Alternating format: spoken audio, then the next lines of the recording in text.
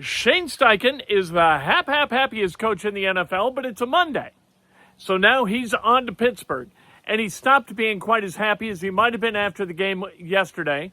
But he's still not too altogether unhappy because he's only got one injury to worry about, and that's Anthony Gould, who hurt a knee yesterday.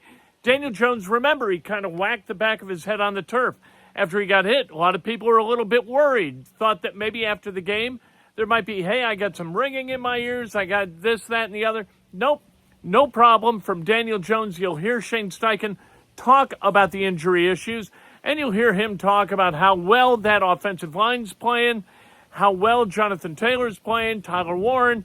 There is nothing to complain about at this point in the season with the Colts 7-1. Here's Shane Steichen. All right, I'll start. Obviously, just watching the tape this morning, I thought just overall good complementary football, all three phases. Thought it was a good team win. Obviously, to get a win in the division is huge, but now our focus is on to Pittsburgh. So ready when you guys are. James, go ahead. Shannon, we saw, I saw on the replay after Daniel took a sack, he hit his head off the turf kind of hard.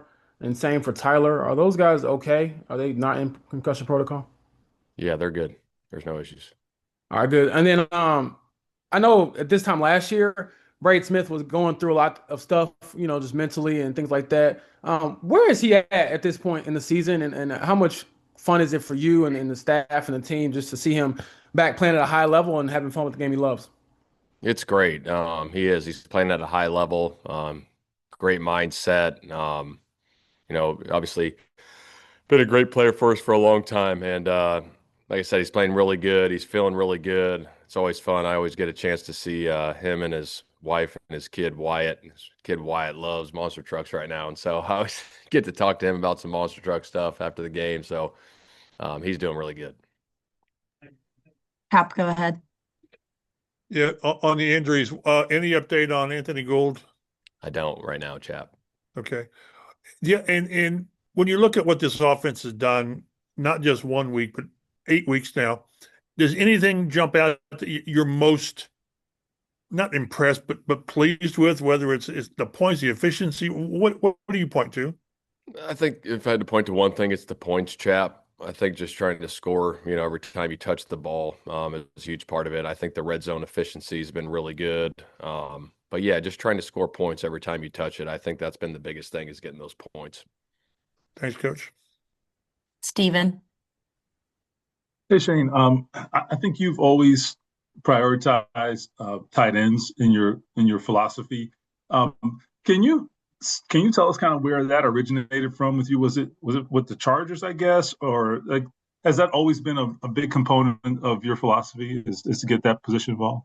Yeah, no, it started definitely when I was with the Chargers with Antonio Gates. The player he was just phenomenal, and so we'd always try to find ways to scheme him up and get him his touches as much as we could. And then going over to Philly, having Dallas Goedert, who is a hell of a player too, getting him the touches, and now adding Tyler Warren to the fold here. It's been great. So I think that's a fun part for us as coaches is trying to get everybody involved and getting him involved as much as we can, different ways to do it. So that part's been real fun. And when you have a guy, just what are the advantages from a matchup position that make that unique to the tight end position, I guess? Yeah, I think anytime you got a guy that can go in line, out line, split out wide, different things, over the middle, certain matchups you find in zone, same thing in man coverage. Obviously you're trying to find those things on tape as much as you can to get him freed up. So, yeah, it's a big part of it for sure. Thanks. Nathan. Hey, Shane. I know before the start of yesterday's game, you guys won the coin toss, chose to receive the ball first in the first half. I think you guys have done that 3 times this year. We don't see that terribly often in the league this year, and I know that wasn't necessarily a certain thing for you guys last year from going over some game stats that I was looking at. Is that something a choice that you guys have notably made this year with the strength of this offense, or is there anything to that trend and that decision that you guys have made the handful of times that you've had it this year? Yeah, I think that's part of it. Obviously with the new kickoff rule and the field position stuff, you look at that, and obviously got a lot of confidence in our offense right now. I think it all plays into it, and that could be a week to week thing as well too. But yeah, just felt good about taking it, yesterday and the other times that we did. Is that something that you feel like with the rules having changed that you've notably, taken a little bit of a different approach, or how would you say that that rule change has changed things for you in that mindset, if anything?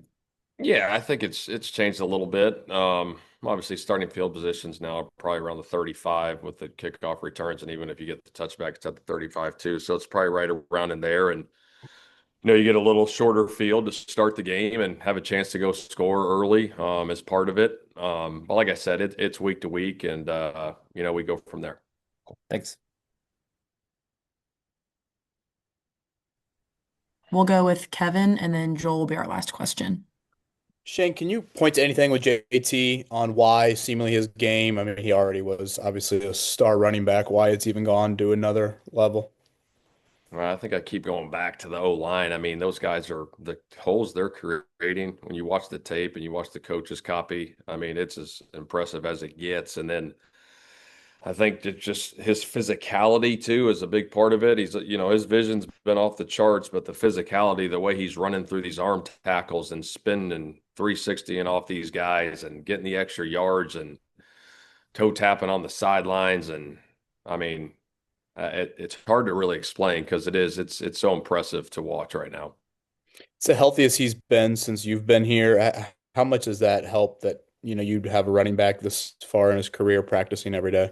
Yeah, it's huge. I think his health is a big part of it. He came into training camp ready to roll, and I think our training staff and DeAndre and everybody in the coaching staff is making sure he's getting what he needs to get throughout the week, all the reps he needs for practice, so he's fresh and he's ready to go on Sundays. Joel, last question. Shane, with Bort, what does his athleticism kind of allow you to do at that center position that other centers maybe can't? Yeah, that's a great question. Very athletic at that position. I think you can get him out in space. Some of the things that we've done in the run game with him, getting him out, pulling him, getting up to the second level defenders has been a big part, of our offense.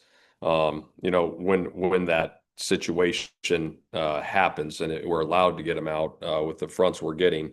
But I think, yeah, him out in space has been tremendous. He can move really well, for an offensive lineman. And he understands the leverage of the defense and where he needs to get to do those things. But yeah, he's been terrific doing that stuff all year. The block he made on the screen to Warren, just being able to close the gap like that in the open field, crazy. Yeah, it was big time play. When it started to unfold, it was man-to-man coverage and the safety was dropping down from depth. He got out there quick and made the huge block to create the space because that play versus man, it's okay, but it turned out to be really good in that situation. Obviously Tyler made the most of it, but that block by Bort was huge.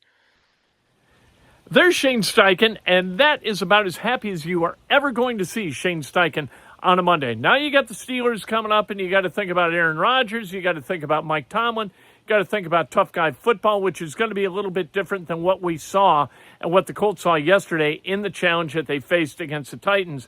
We'll see what happens this week, but right now, Shane Steichen is no longer the guy that anybody is saying. 2 months ago, people were saying that he might be the first guy fired this season. Yeah, they're not saying that now.